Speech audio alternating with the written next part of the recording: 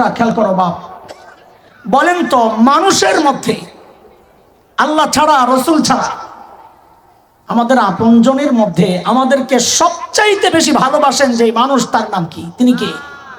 হ্যাঁ মাশাআল্লাহ, বলেন, দিল খুলে বলেন। আমাদের যাদের মা নাই শুনতে একটু মজা লাগে, বলেন সবচেয়ে ভালোবাসেন কে? আরে মার কলিজায় যে কত দরদার মায়ার মমতার ভালোবাসা, এটা দুনিয়ার মা ছাড়া কেউ বুঝবে না। আল্লাহ বানাইছেন, আল্লাহ জানেন, যাকে বানাইছেন তিনি জানেন। আমি আপনি কোত্থেকে বুঝবো? কিছুটা অনুমান করতে পারি। যেমন আমি মাঝে মধ্যে বাচ্চাদেরকে বলি, মা চিনো?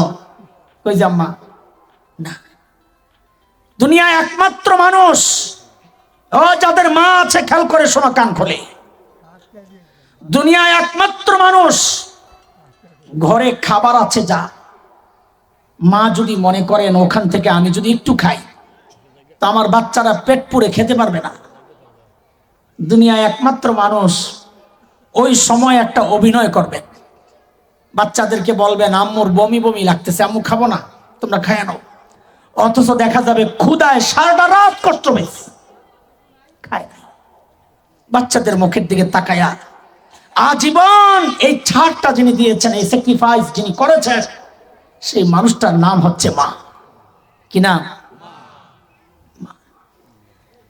মা যখন ছিলেন, আমার কথা বলতেছি, ওই সময়ের কিছু স্মৃতি এখনো আমাকে কাঁদায়, খুব খোঁচায় কলিজায়। আরে মা, মাহফিলের শেষ গভীর রাতে যখন বাসায় ঢুকতাম, মা ছিলেন যখন জীবিত, 2টা, 2:30, 3টা, কখনো আরো দেরিতে প্রায় যা পাইতাম তালা খুলে নিজেই ঢুকতাম, চাবি থাকতো। তো ঘরে ঢুকে দেখতাম বাচ্চারা ঘুমাইতেছে, বউ ঘুমাইতেছে। ভাই ঘুমেরটা আমি ঘুমাবে, এটা তো স্বাভাবিক, এটা তো দোষের কিছু না। কিন্তু প্রায় যায়া পাইতাম একজন মানুষ সজাগ, তিনি মা। মাঝে মধ্যে গলিতে যখন গাড়িটা ঢুকতো, তো জানালার কাছে থেকে উপরের দিকে, আমার 9 তলা বাসা ছিল তখন, ঢুকলেই দেখা যাইতো একদম মুখে। জানালার কাছে এসে এরকম কাত হয়ে উপরের দিকে তাকাতাম, মন ডাকতো কেউ একজন দাঁড়ায় রয়েছে। ঘরে ঢুকাই প্রায় পাইতাম অস্থির পায়চারি করতেছেন মা, এই মাথা যায়, ওই জায়গায় যায়, জানালার কাছে যায়। কখনো যায় পাইতাম সেজদায় কাঁদতেছে, হাত উঠায় কাঁদতেছে। তো মাঝে মধ্যে যায় জড়াইয়া ধরে জিজ্ঞেস করতাম, মা ঘুমান না? জবাব কি দিতে? বাবারে বাহিরে যতক্ষণ থাকো ঘুম তো আমার আসে না। এর নাম কি? আরে ওই জন্যই তো ওলামারা কিছু মাসআলা মা আর বাবার আলাদা করছে। যেমন একটা মাসআলা তো এমন, কোন সন্তান যদি বাবার আগে মৃত্যুবরণ করে, বাবা তো সন্তানের লাশের পেছনে পেছনে যেতে পারে, বাবা সন্তানের কবরেও নামতে পারে। কেন? বাবার কলিজায় কি দয়া মায়া নাই? বাবাও চিৎকার করে করে কান্না করবে, কিন্তু বাবাকে আল্লাহ ওই শক্তি, সামর্থ্য, মনোবল দিয়েছেন, বাবা সন্তানকে দাফন করে কান্না করতে করতে হলেও উপরে উঠতে পারবে। কিন্তু কোন মায়ের জন্য সন্তানের লাশের পেছনে যাওয়া চলবে না। কোন সন্তানের ওই কবরে কোন মায়ের নামাজ চলবে না। কেন? দুনিয়ায় এমন কোন মা নাই যে সন্তানকে দাফন করার জন্য কবরে নেমে ওই সন্তানকে শোয়া ওই মা আবার সুস্থ অবস্থায় উপরে উঠবেন, এমন কোন মা জগতে নাই। সন্তানকে শোয়া নিজেও শুয়ে পড়বে। ওরে ভাই, এই যে মার কলিজায় এত দরদ, এত মায়া, এত মমতা, এত ভালোবাসা, কারণটা কি একটু বলেন তো? মা আমার 2 চোখের 1 চোখ বানাইছেন সেই জন্যে, বলেন বলেন। মা আমার 2 হাতের 1 হাত বানাইছেন সেই জন্যে, মা আমার 2 পায়ের 1 পা বানাইছেন সেই জন্যে, বলেন বলেন। হ্যাঁ, তো একবারে বলে ফেলেন তো, মা আমার শরীরের কি বানাইছেন? এত যে মায়া, কি বানাইছেন? বাবা কথা বলো, কি বানাইছেন? কিছুই না, কিছুই না। মা আমার শরীরের কিছুই বানান নাই, অল্প কয়েকদিন ভাড়াটিয়ার মতো আমাকে পেটে জায়গা দিছে, হওয়ার পর লালন করছে।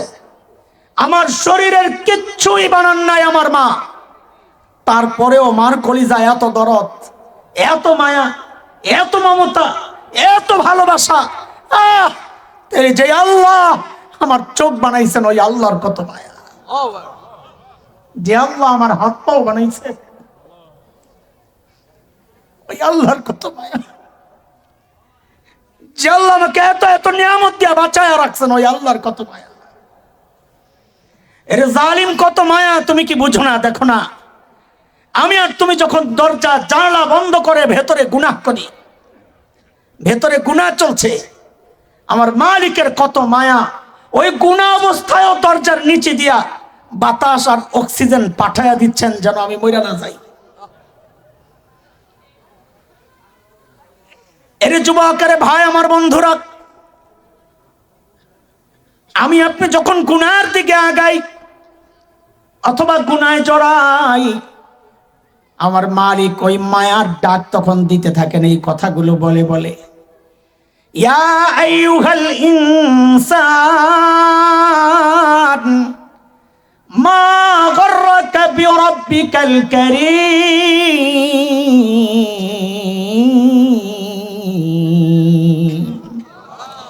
এর মানুষ, কার কাছ থেকে কি পায়া তুই আমারে ভুলে গেলি?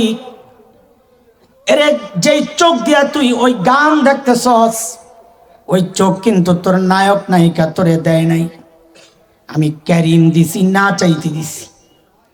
যে কান দিয়া গান শুনতেছস, ওই কান কিন্তু তোর গায়ক গায়িকা দেয় নাই, আমি ক্যারিম দিছি, না চাইতে দিছি।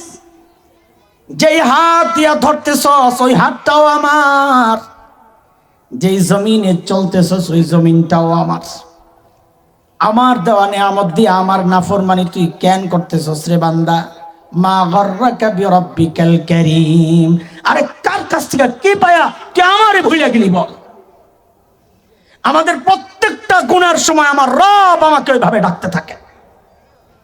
জানেন, দেখেন, ডাকেন। বলেন তো কথাগুলা, জানেন, দেখেন। এই অনুভূতিটা যদি কেউ তার দিলের মধ্যে ঢুকাইতে পারে, দিমাগে বসাইতে পারে, কিন্তু ঠিক একই কথা বর্তমান দুনিয়ার সবচাইতে বড় ধনী কে? কিরে পোলাপাইন, তোরা কথা কস না কেন? আরে মানুষের মধ্যে সবচেয়ে বড় ধনী কে? Bill Gates. তো এটা পুরান কথা, নতুন আসছে না, পাল্টা। হ্যাঁ, ইলন মাস্ক। এত কম জানা থাকলে হবে নাকি? পোলাপাইন তোরা কথা কস না কেন? নাকি আবার ভাবতেছ আমরা যদি কই হুজুর কি মনে করে? আবার আমরা জানি, তোরা জানস। বলেন সবচেয়ে বড় ধনী কে? Elon Musk. ওই বেটার যে কি পাওয়ার, এটা যারা জানে ওরা জানে। ইসরায়েল আমেরিকা যার কাছে নম নম করে, কারণ সে নেটওয়ার্ক বন্ধ করে দিলে সব বন্ধ। এই ইলন মাস্ক যদি ওই কথাটাই আপনাকে বলতো, কালকে দেখা করে তোমারে অনেক কিছু দেবো, আপনি তো বুঝেন না, ইলন মাস্ক চিনেন না। যদি ইউনুস মিয়ারে কইতো কালকে দেখা করে তোমারে অনেক কিছু দেবো, তো ইউনুস সাহেবকে এখন যারা ক্ষমতায় আসবেন তারা সুদ্ধা সবার ঘুম হারাম হয়ে যেত। শুধু তাই না, এই খবর যদি মোদি কাকু জানে, তো ওর তো পায়জামা তো না, ধুতি, ও ধুতিও নষ্ট হয়ে যেত। কথা কিন্তু একটাই, অনেক দেব। একজনের অনেক আপনার কাছে হাসির কারণ হলো, আরেকজনের অনেক আপনার ঘুম নষ্টের কারণ হলো। কেন? ব্যক্তি বড়, অনেকও অনেক। ব্যক্তি বড়, অনেকও। আল্লাহ বলেন লাইলাতুল কদরি খায়রুম মিন আলফি শাহর। লাইলাতুল কদরের দাম হচ্ছে 1000 মাসের চেয়েও বেশি। বলে বেশি কত? বলে আমার আল্লাহ বড় যত। বলেন বেশি কত?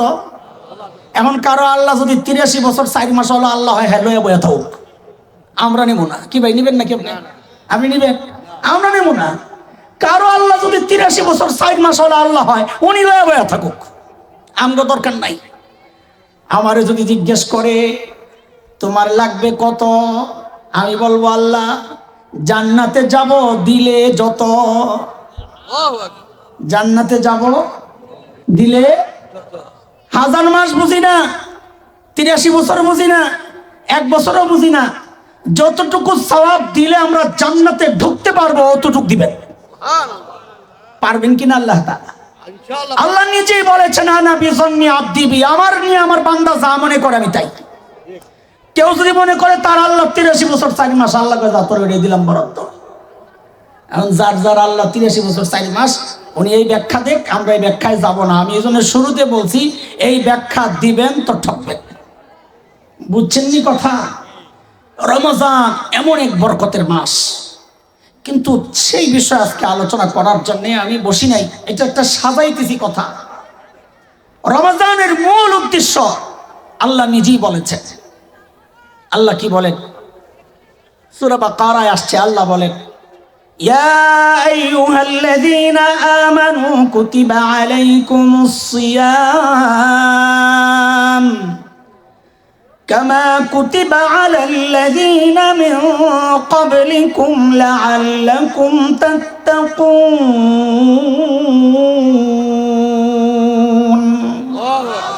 ও ঈমানদারেরা, তোমাদের উপর আমি আল্লাহ রোজা ফরজ করলাম, ফরজ করা হয়েছে তোমাদের উপর।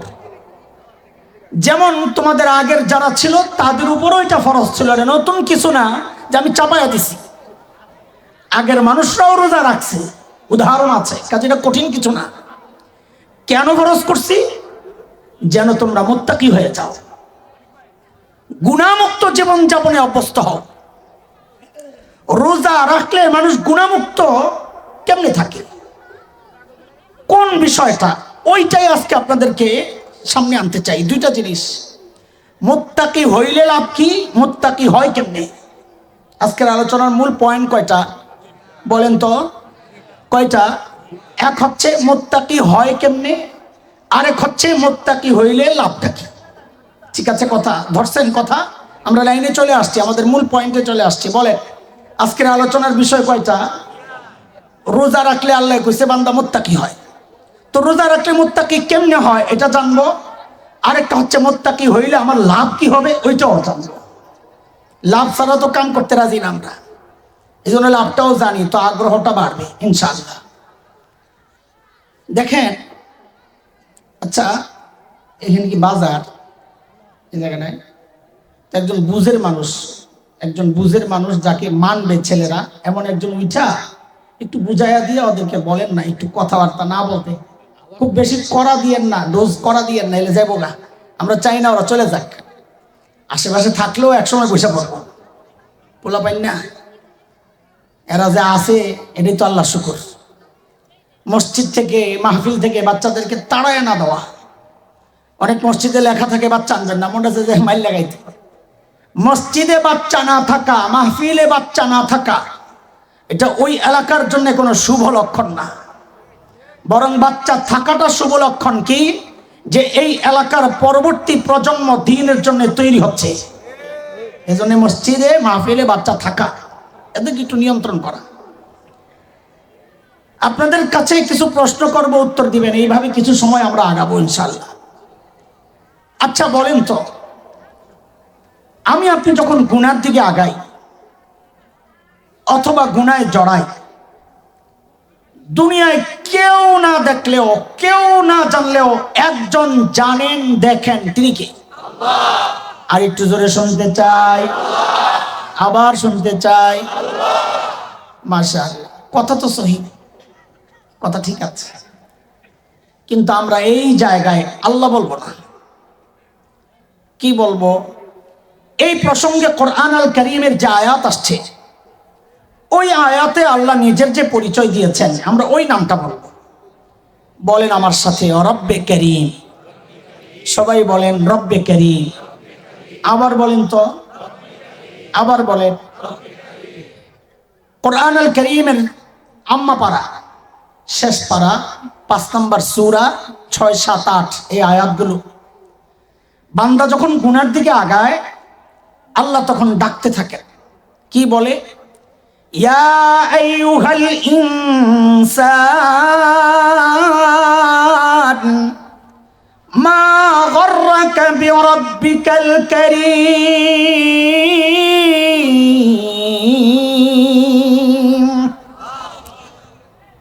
ও ইমানদারেরা, কার কাছ থেকে কি পায়া তুই তোর রব্বে কারীম ভুলে গেলি? কে তোকে ধোকা দিল বল? তিনটা জিনিস আল্লাহ তাআলা জানেন, দেখেন, পেছন থেকে ডাকেন। আমাকে তিনটা শব্দ বলেন, এরপর আমি কথা আগাই। বলেন, আমরা যখন গুনাহ করি, দুনিয়ার কেউ না জানলেও, কেউ না দেখলেও একজন জানেন, দেখেন, তিনি কে? শব্দ দুইটা বলছি, বলেন, জানেন, দেখেন, আর হলো ডাকেন। তিনটা বলেন তো আমার সাথে কথাগুলো। জানেন, দেখেন, ডাকেন। তিনি কে? রব্বে কারীম। মাশাআল্লাহ, মাশাআল্লাহ। আবার জিজ্ঞেস করি, আমরা যখন গুনার দিকে আগাই, দুনিয়ার কেউ না জানলেও, কেউ না দেখলেও একজন জানেন, দেখেন, ডাকেন। তিনি কে? কি বলে ডাকেন? ওই যে বলেছি, আয় বান্দা, এই যে গুনাহ করছো, কার কাছ থেকে কি পায়া তুমি আমারই ভুলে গেলা? কে তোমাকে ধোকায় ফেললো? শুনেন, এই যে ডাকটা আল্লাহ দিছেন, আমিও বললাম, আমাদের হৃদয়ে ধাক্কা দেয় নাই। কেন দেয় নাই? একটা বড় কারণ হচ্ছে এই ডাকের যে শব্দগুলো আছে, এই শব্দের বিশ্লেষণ আমাদের জানা নাই, যার কারণে ডাকটার ওজন কত এটা আমরা বুঝতে পারি নাই। এই জন্য দুইটা শব্দের একটু ব্যাখ্যা জানবো, তো ডাকের ওজনটাও বুঝবো। শব্দ দুইটা, ওই যে বলেছি, আবার বলেন তো, কি কে? দেখেন, রব্বে কারীম। এই রব কাকে বলে, কারীম কাকে বলে? এই দুইটা শব্দের ব্যাখ্যা যদি কেউ বুঝে, তো এই ডাকের ওজনটাও বুঝবে।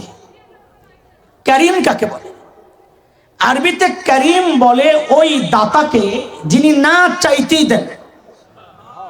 জবাব দেন তো, চোখ চায়া পাইছি না না চায়া? কান চায়া পাইছি না না চায়া? হাত পাও চায়া পাইছি না না চায়া? একবারে বলে ফেলেন তো, শরীরের কোন অঙ্গটা আমরা চায়া পাইছি? হ্যাঁ, সব না চাইতে যিনি দিয়েছেন তাকে কি বলে? কারীম বলে। বলেন, কি বলে? আচ্ছা, যখন দিয়েছেন, আমার চোখের যে সাইজ ছিল এখনো কি ওই সাইজ না বড় হয়েছে? হাতটা ওই সাইজ না বড় হয়েছে? এই বড় করছেন যিনি, তাকে বলে রব। তাকে বলে, বলেন সবাই, দুইটা মিলে কি হলো? দিছেন, পালছেন, বড় করছেন, দুইটা মিলে কি হলো? বলেন সবাই, রব্বে কারীম।